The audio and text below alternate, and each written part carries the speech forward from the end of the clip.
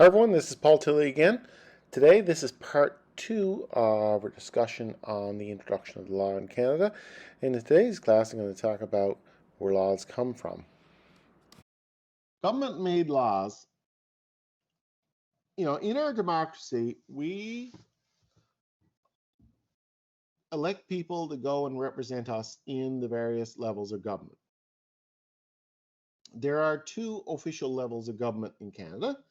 That is the provincial governments and the federal government. Now, when we look at the Constitution, we'll understand why there are two different levels. But effectively, both of those levels of government are representing different subclasses. So provincial governments handle a sub-part of the country called a province. We've divided Canada into provinces and territories. A province and a territory is very similar. Provinces have more authority than territories, but for all intents and purposes for the law, we'll assume that a province and a territory is the same. There are provincial level governments at each province and territory. There are, according to the Constitution, certain things that that province is responsible for. Okay, highways is an example of a provincial responsibility. Communications would be an example of a federal responsibility. So effectively, these levels of governments have the authority to make laws in the things that they have authority under.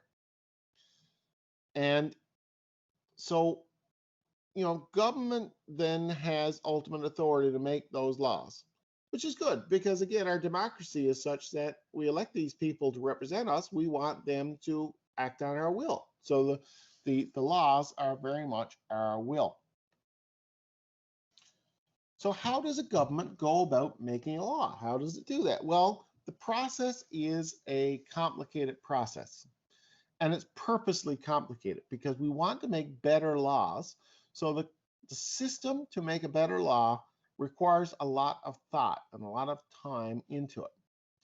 And in order to make a law at either level of government, be it the provincial level or the federal level of government, an initial, what we call a bill, has to be brought to the floor of the legislature. So the legislature will be the legislature in St. John's for Newfoundland, or the legislature would be the parliament in Ottawa. And again, it depends on the law would cover whatever responsibility that government would have. So federal would have certain responsibilities, provincial would have certain responsibilities. As long as within their wheelhouse, they can bring in that law. So essentially, bills, this idea of a law comes from the legislatures, the people who are representing us. So the government party, the political party, can come up with an idea for a law. For example, back in 2001, I remember it well, on January 1st, the GST was enacted in Canada. And that was Brian Mulroney brought that in. And it wasn't 2000, sorry, 1991. My decades are getting mixed up in my mind. So in 1991, the GST was enacted in Canada. It came into force on January 1st, 2001. And that taxation system, in order to get to that place, had to be brought into the House of Commons by the government, who brought it in for what was called first reading.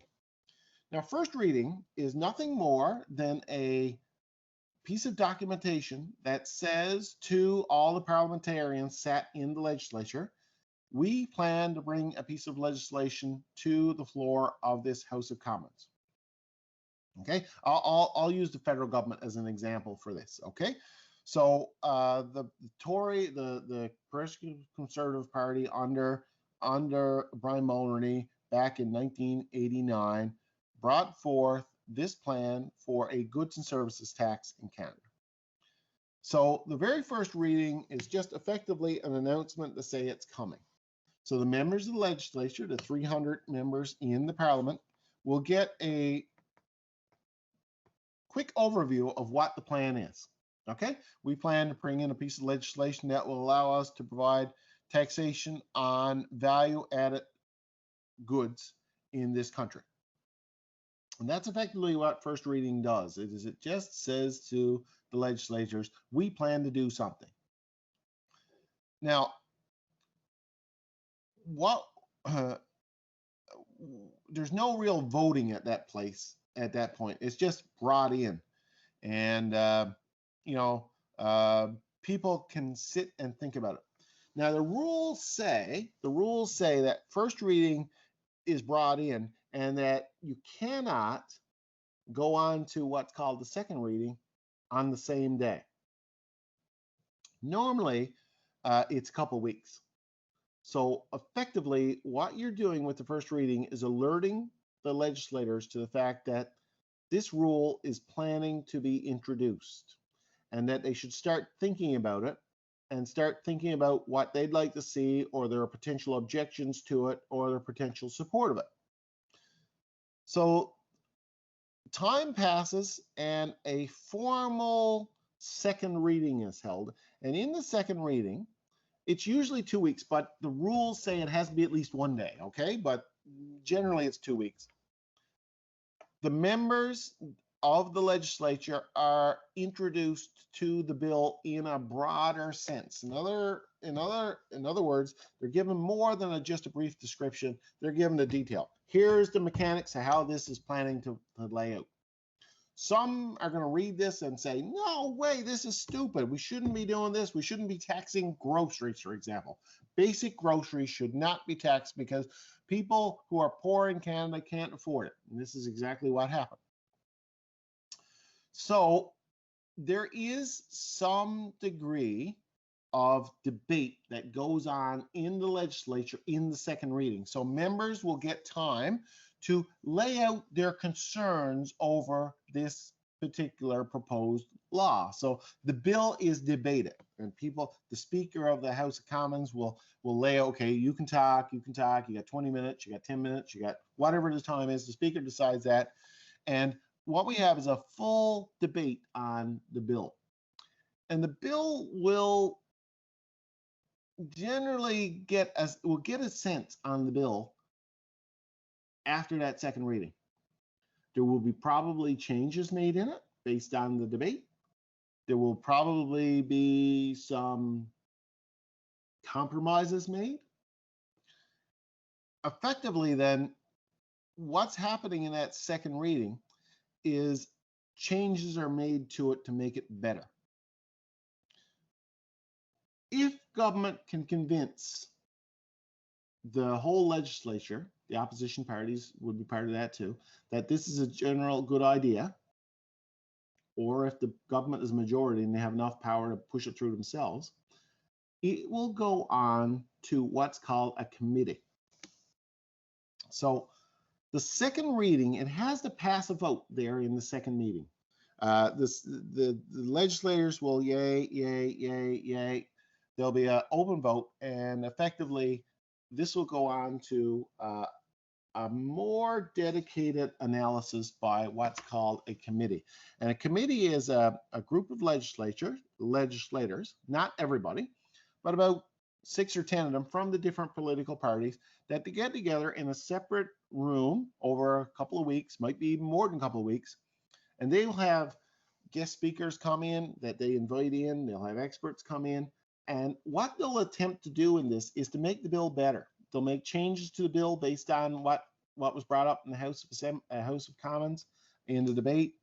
They'll fine-tune it effectively. They'll fine-tune it.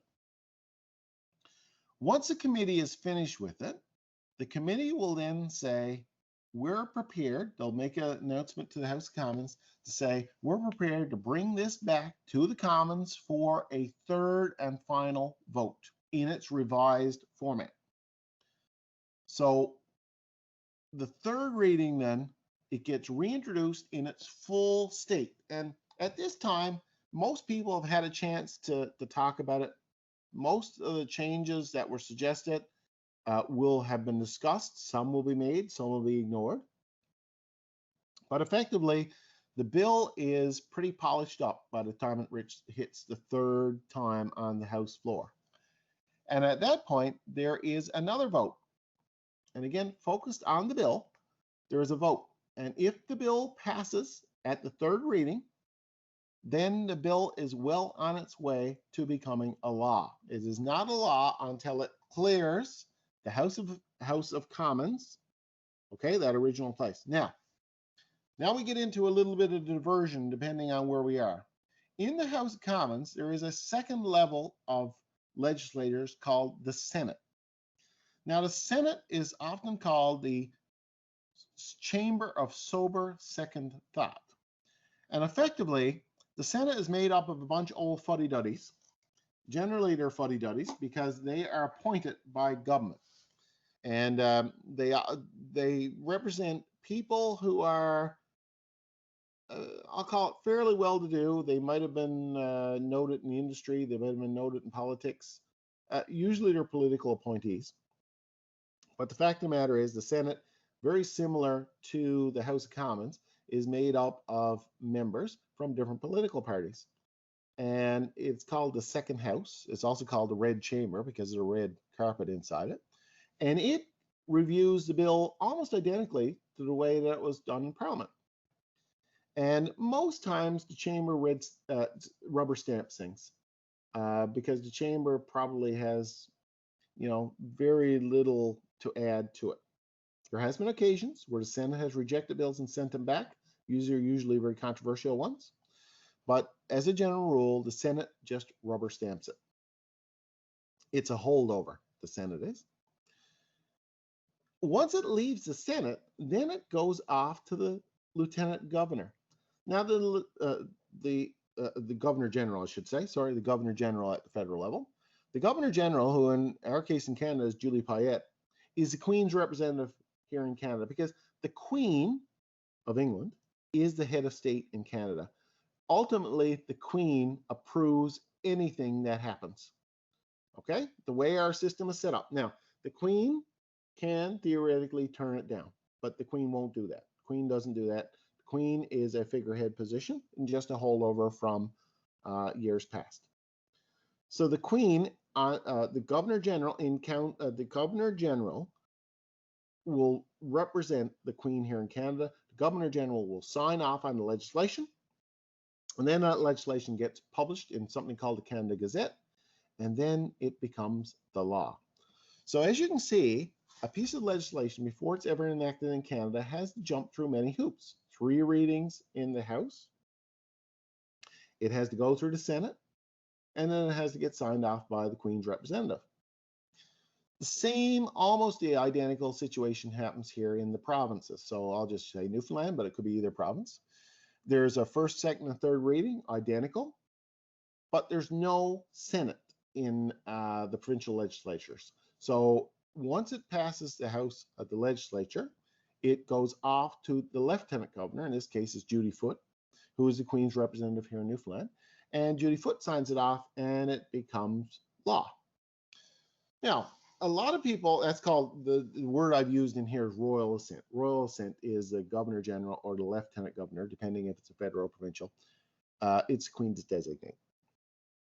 Anyway, so the fact of the matter is that is a slow process that drives business people nuts because they say government's so slow. Government is really bad at doing things quickly. And government will argue, and political sciences will argue, that's the way it's supposed to work. Because the fact is that when we go through various readings, we get a better bill. There's lots of times to think about it, lots of input into it, and we will make better laws. Now, I'll give you a classic example of why this system sometimes gets circumvented, or when this system gets circumvented in order to speed things up, things go wrong. Back in 1997 in Newfoundland, the abbatibi price as it became known, abbatibi, the mill in Grand Falls, it was announced on one day that the mill would be shutting down. And this was a devastating blow to Grand Falls and central Newfoundland. The provincial government, in its upheaval, Danny Williams, at this said, well, we're not happy with this. We're going to create a law in the legislature that takes over all of the assets of abbatibi here in Newfoundland, because we don't want you shutting down, and we're not going to let you profit from that. So the government very quickly went through 3 readings of a bill that basically took over, or grabbed, whatever you want to call it, nationalized the paper mill in Grand Falls. This happened over a space of 2 days. What was found shortly thereafter, what was realized shortly thereafter, is that you and I had bought the Grand Falls paper mill and all of the environmental problems that came with it. So what the government did in its haste is it took over the mill, which punished Abbatibi for shutting it down. But we, the taxpayer of Newfoundland, took over a multi-million-dollar environmental catastrophe that we, the taxpayer, have had to pay for ever since. So every time I go to Grand Falls, I think about, and I look down at where the mill was, I think about how much it's cost us because someone went through the first, second, and third reading too quickly. Okay, so the process is slow, and people hate the slowness of it, but it's supposed to be that way because we make better decisions. Any questions on that? If you didn't understand me saying that, I got this little video for you. Here's a cute little one now, an earworm. Featuring our good friend, Bill. Not for a second, gonna tell you how a law is made now. Before the public gets to see it, well, it starts off as just an idea now. It's just an idea. Different MPPs and experts discuss what should be in the bill now. What's in the bill? And when they finish it, it gets introduced to first reading. For first reading, yeah, an MPP stands up in the legislature. They explain what the bill's about and try to get the overall picture. There's no debate yet, so questions will have to wait until later. And then they vote to see if it goes on to second reading. Sing or swim, swim or sink. Will the bill make it? What do you think? After every reading, there's a vote to keep the bill alive. If it doesn't get enough votes, it won't survive. For second reading, yeah, MPPs debate what the bill entails. What's it entail? They can discuss it in principle, but still can't change any of the details.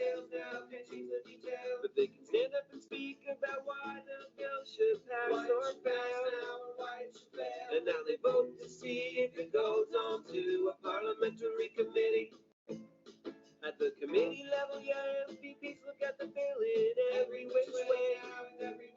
They can discuss it and vote on each section, make amendments, or even take parts away. They ask for expert advice, sometimes the public even can't have a say. Then they reprint the bill and bring it on to third reading. Sink or swim, swim or sink. Will the bill make it? What do you think? After every reading, there's a vote to keep the bill alive. If it doesn't get enough votes, it won't survive. The third reading, yeah, pay attention. This stage is almost the last. It's almost the last. Parties and MPPs decide their position, and their votes will be cast. And if the bill gets a majority of votes, then that bill will have passed. And with that, it will be handed to our Lieutenant Governor. Now the Lieutenant Governor signs the bill on behalf of the Queen. This is called Royal Assent. The bill is now an act. You know what I mean. The bill is now official. One hopes this song was able to explain how the law is made in Ontario And Canada. How a law is made in Ontario. How a law is made in Ontario.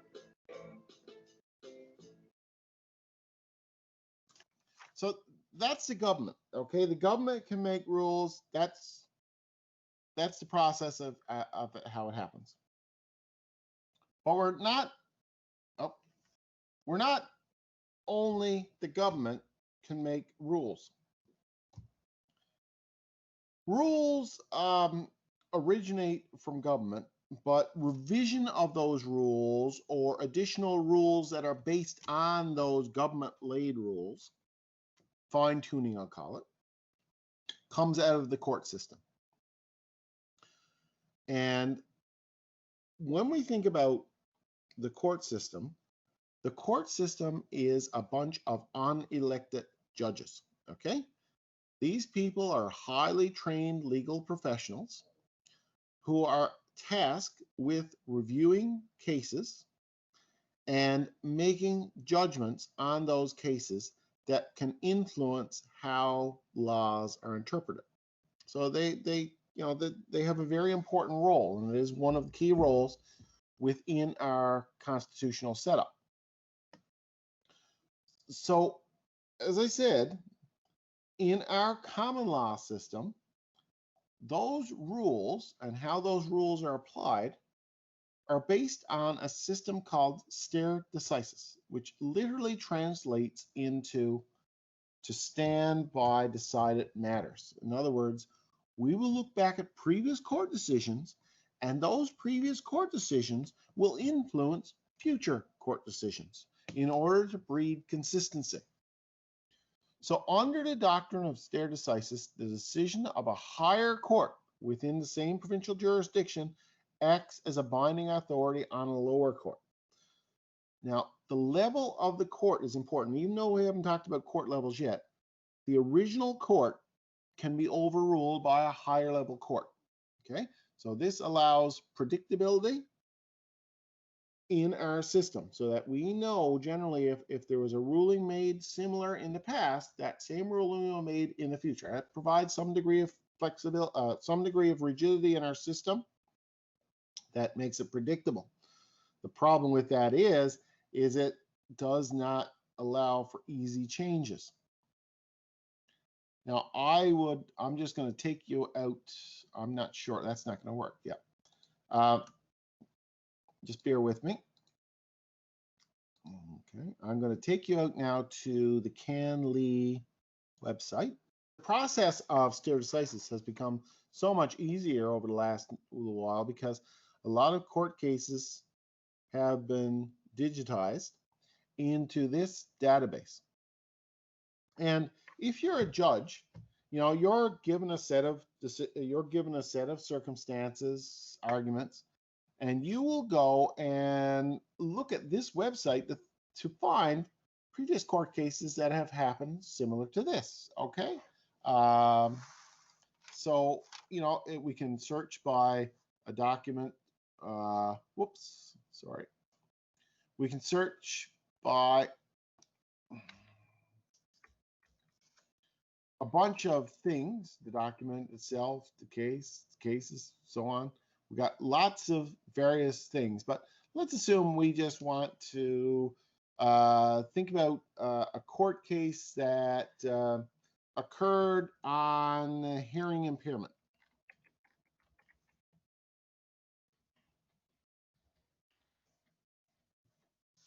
Okay. Essentially, what you can do then is search through this and find out all the cases that dealt with hearing impairment. Okay, so it makes it very easy. And what you can do is go into so here was a case, Ontario Workplace Health and Safety Insurance Tribunal. So this is not just courts, but also tribunals. You can take a look at it and look at the nature, look at a case and say, did that case square up with the one that we're currently doing? And what was the decision in that case? And you can see all this is written in a lot of legalese. And you can find out what the decision was back then. And you will use that, the judge will use that previous decision. And again, depending on what court level they're at now, because a higher court has control over the lower courts in terms of making the precedents. But effectively, you can do this search on this very quickly in order to determine if there were similar cases and what the judgments were back in those cases. As I said back here, the predictability and the rigidity is a benefit and a problem. Stare decisis says, okay, we're going to do exactly the same way it was done in the past. The problem with it is that things change. And we do have this concept of the principles of equity. And the principles of equity effectively allow for some changes in the system as we move along. So the law of equity permits a court to grant equitable relief where there's no relief in common law. So if common law clearly says that no, you know, the facts are and the previous cases were, equity, we look at the current situation and say, well, what's different? Yeah. Here's an example of how the court of equity or equity came into a court decision. I don't have it on the slide, but back about 20 years ago, the Newfoundland Association of Public Employees brought the provincial government of Newfoundland to court. And it was effectively over employment equity in Newfoundland amongst civil servants. And what was found was in the 1970s, women, generally it was women, were paid less than men doing equivalent jobs.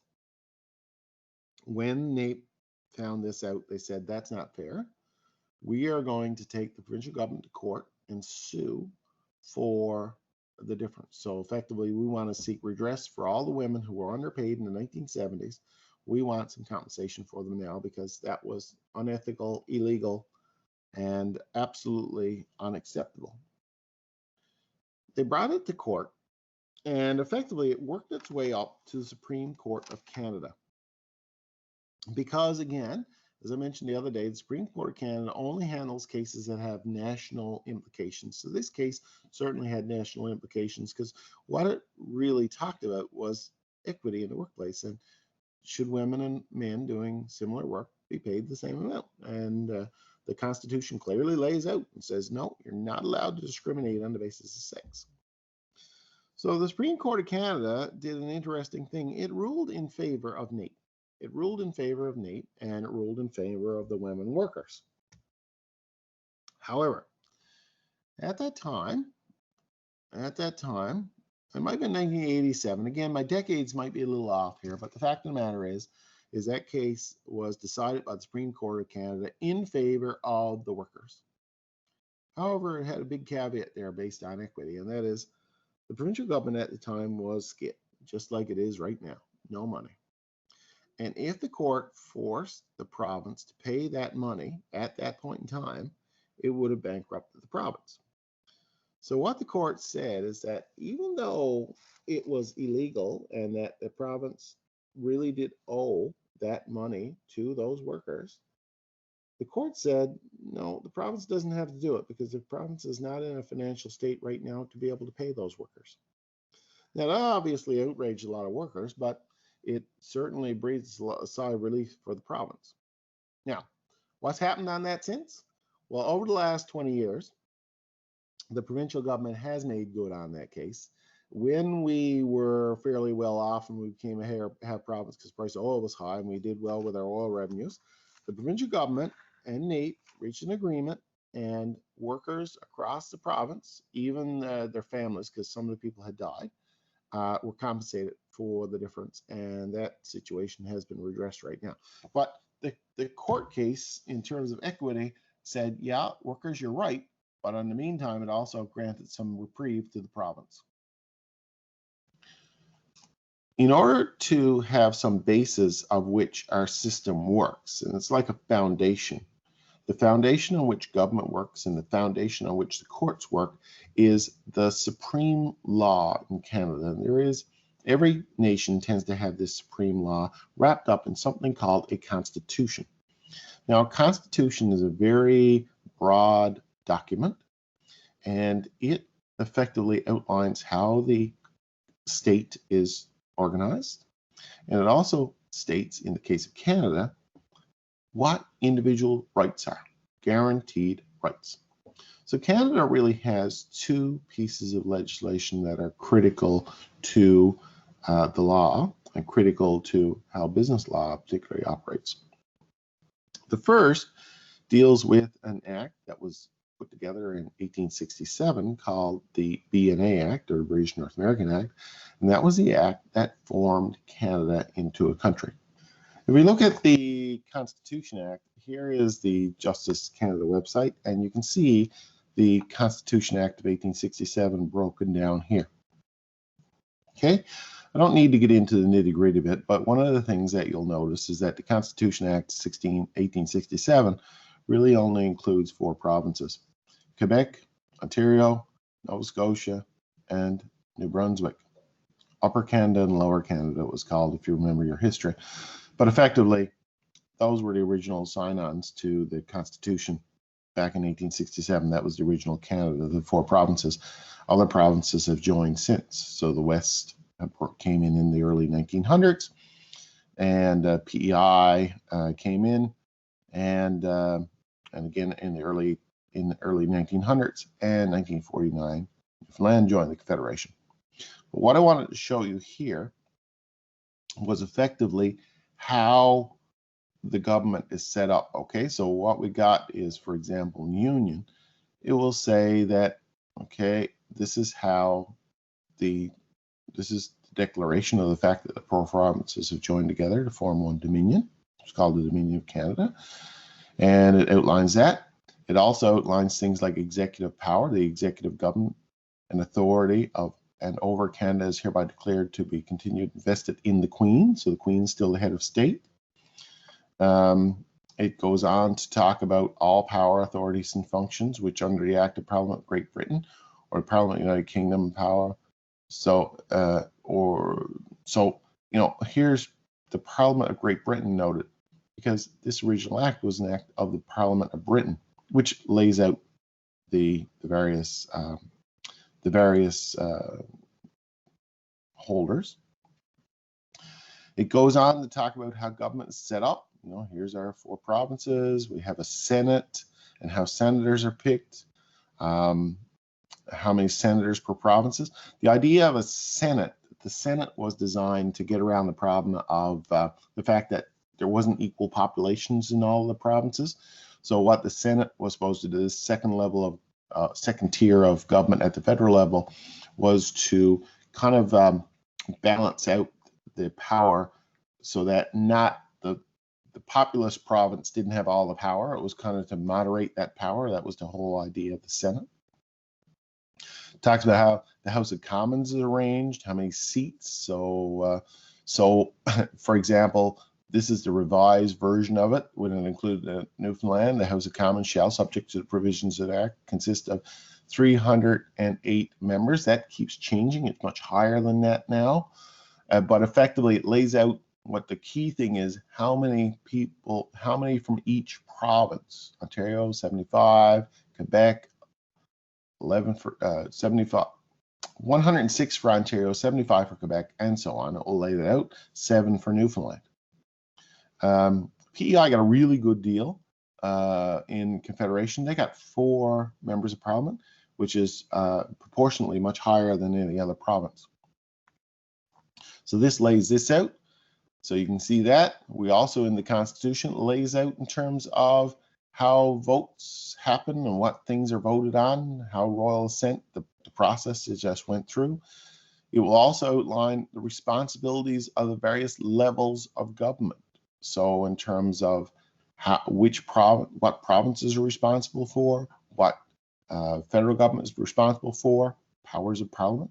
So you can see the federal government, for example, is responsible for a whole bunch of things: public debt, trade and commerce, unemployment insurance, census, postal, military, beacons, buoys, lighthouses, navigation, shipping, ferries, savings banks, bills of exchange, promissory notes, interest, legal tender, bankruptcy and insolvency.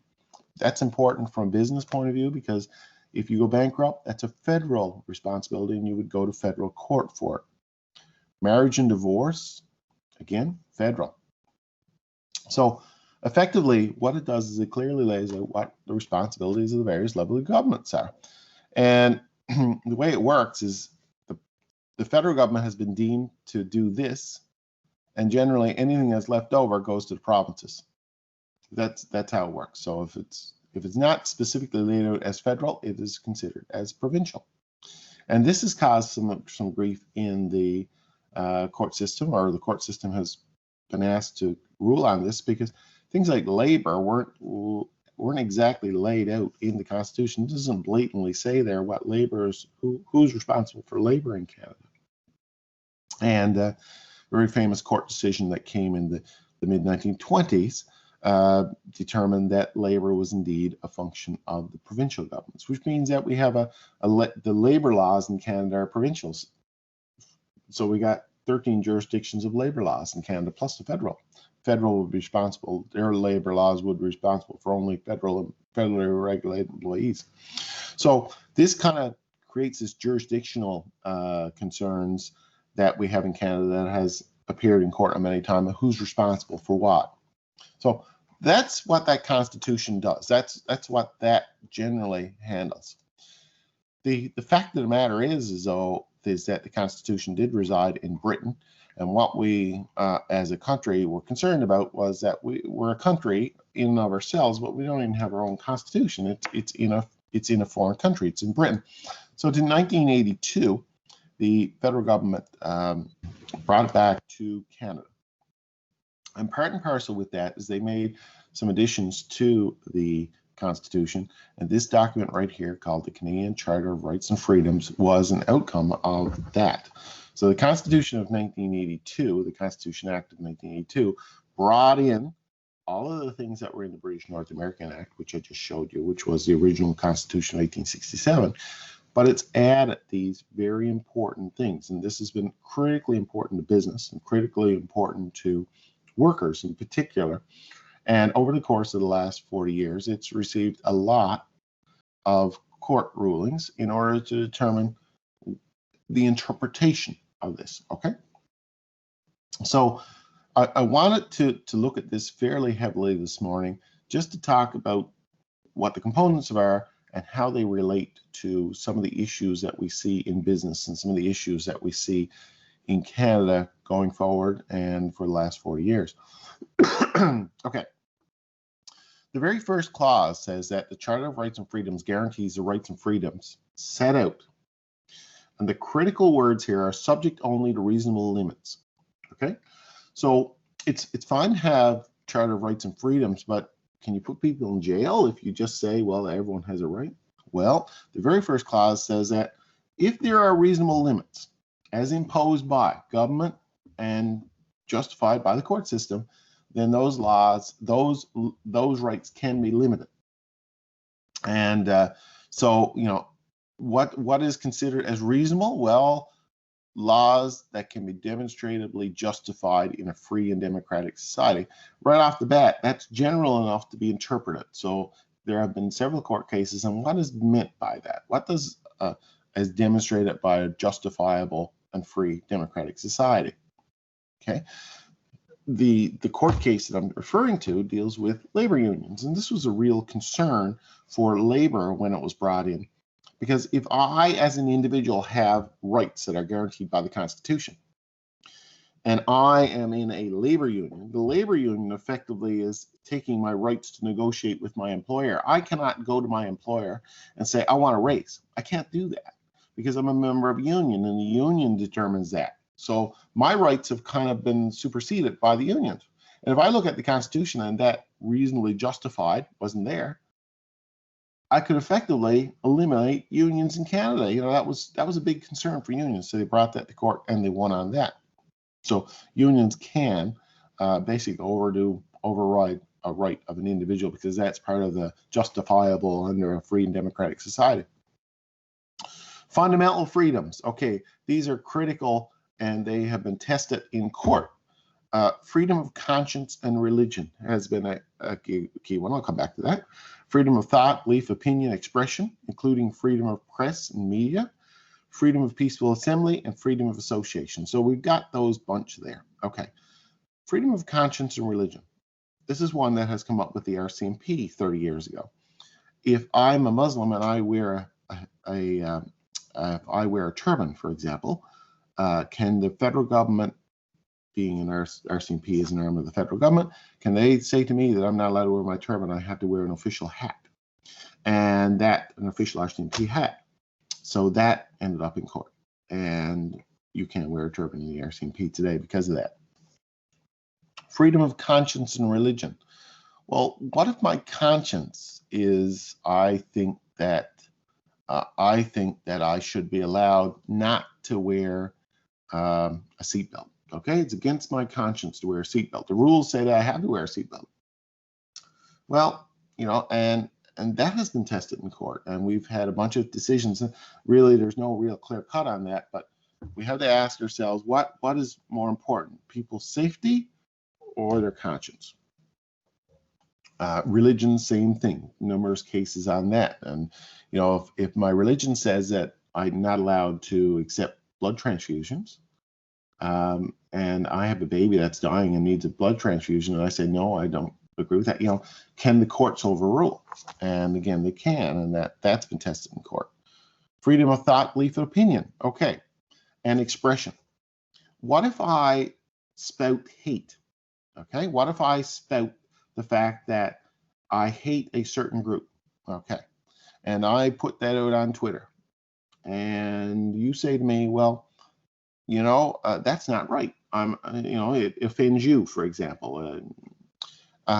Well, I look at the Constitution and say, well, the freedom of thought, belief, opinion, and expression, including the freedom of press and the media, is guaranteed. I can say what I want. That has hit the court, and again, it's gone back to this very first line that says demonstrably justified. And the federal government has ruled, and the courts have ruled, that you cannot do hate speech in Canada. My rights go as far as yours begin. Okay? And so Canada has some very tough laws with regards to hate speech. And again, it's been tested, but the Constitution, the way it's written, on the surface, it looks like that you can do that sort of thing. Freedom of peaceful assembly. That's another one that's come up. Okay, if I'm having a demonstration in Ottawa in front of the Peace Tower, can you break it up? Can you say, no, I can't do that? Well, and there have been many demonstrations that have taken place, and in Canada, demonstrations are perfectly legal because it's guaranteed in the Constitution.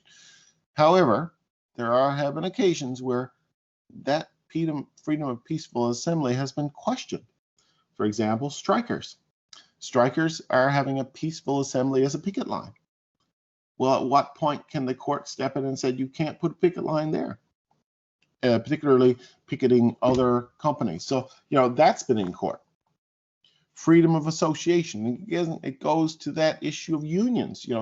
Can you form a union? Well, according to freedom of association, yes.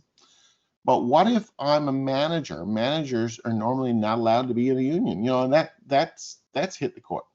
It's also hit in the last couple of years with the RCMP. The RCMP have protested the fact that they should be able to have a union, and the federal government said, no, you're not allowed to have a union. You shouldn't be able to unionize because you're an arm of government, and you're tasked with being responsible for enforcing our rules. Anyway, so it went to the Supreme Court, and it was based on this freedom of association, and the RCMP are now in the process of unionizing. It's happening right now. So we also have democratic rights guaranteed in Canada, and most of these are pretty straightforward. There hasn't been too much court cases on that. Every citizen has the right to vote. That was brought in. Prior to the Charter of Rights and Freedoms, people who were in jail were not allowed to vote. Now everybody in jail has the right to vote. Doesn't matter. The fact you're in jail, you're still a citizen of Canada, you have a guaranteed right to vote. No House of Commons or no legislative assembly shall continue longer than 5 years from the date fixed. So again, you can't go any more than 5 years. There is a little provision in here, continuance in special circumstance. If there was a war or something like COVID and there had to be an election, you're allowed to delay it until that's over, provided that, and it says 1/3 of the members of the House of Commons has to agree with it. There shall be a sitting of Parliament once every 12 months. So at least Parliament has to meet at least once a year. And that's coming into place in Newfoundland in particular, where the legislature doesn't sit that often.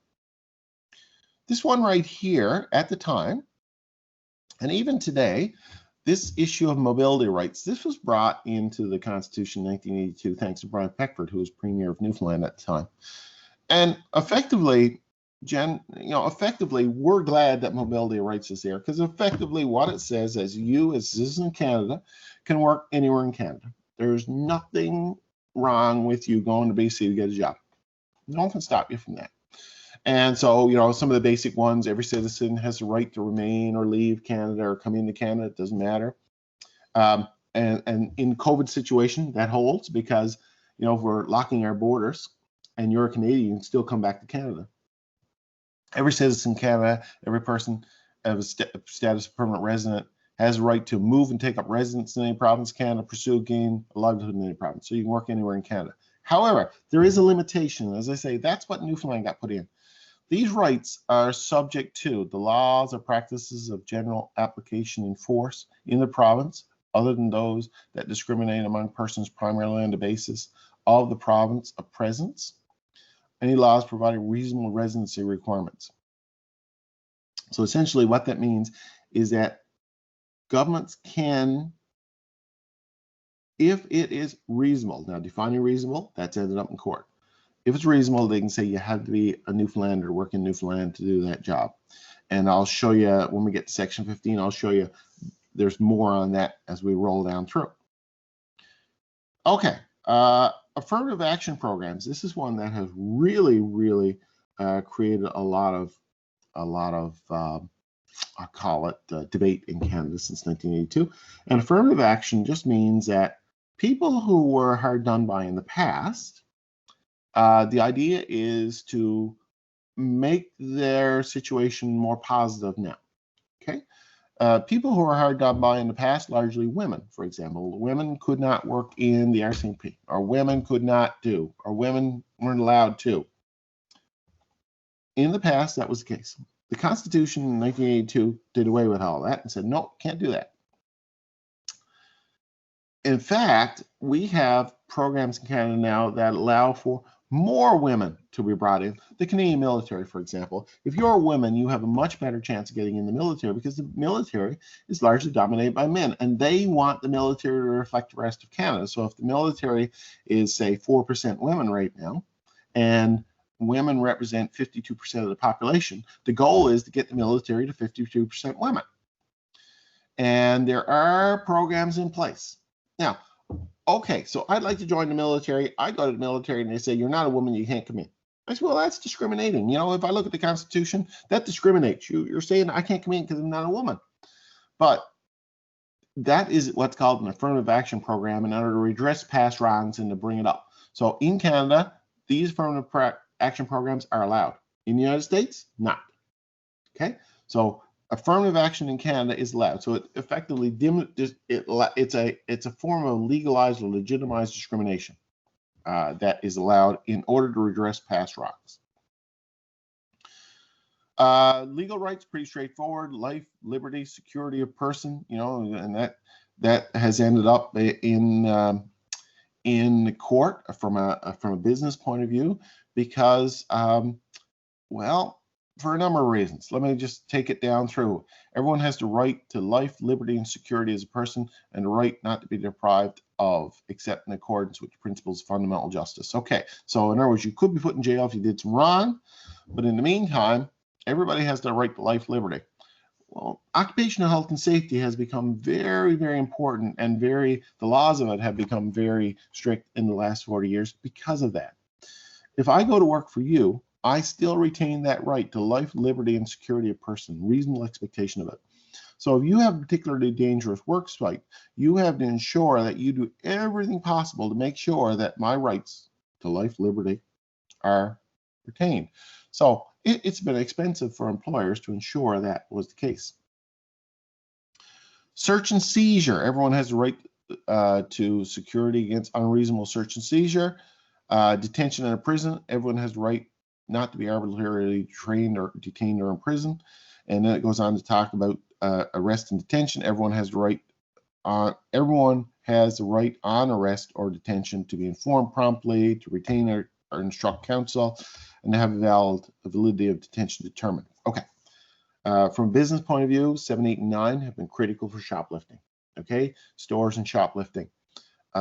You cannot, if I go to Walmart and they accuse me of stealing in that store, they cannot arrest or detain me unreasonably. They have to have very certain clarity that I did what they're accusing me of doing. If they don't, they could be in crossing that line and in legal trouble. So Walmart has, and stores as a general rule, have put in video surveillance to the nth because they're covering themselves in the event of this. They cannot be perceived as being unlawfully searching and seizing people, so they need to have video evidence and the like. In terms of arrest and detention, this has been a key one for the RCMP. Years ago, well, growing up on TV, we'd always see in the United States that people had to be read their rights. That was not the case in Canada up until 1982. In 1982, this was adopted by the federal government. So effectively, if you're arrested in Canada right now, you are guaranteed. So the RCMP officer or whoever's arresting you needs to inform you promptly of the reasons. You have the right to counsel, and the validity of detention can't go on. We got this word habeas corpus. That means it needs to be in a timely manner. So they can't keep you in jail forever. Okay? So we've had lots of cases in Canada where the RCMP have not, or someone has argued that they have not been read their rights or not given their rights, or the rights have been broken, and those people walked away free because of that. So the RCMP and legal agencies in Canada have really done a lot of training with their staff to ensure that these rules are not broken. This is proceedings in criminal matters and criminal penalties. Again, it lays down how the system is supposed to work, and timeliness is critical. And we've run into a situation, for example, where court cases have taken too long to get through the system because there's not enough judges or not enough, and we've seen cases dismissed because of this. And it has to do with timeliness, and it's guaranteed in the Constitution.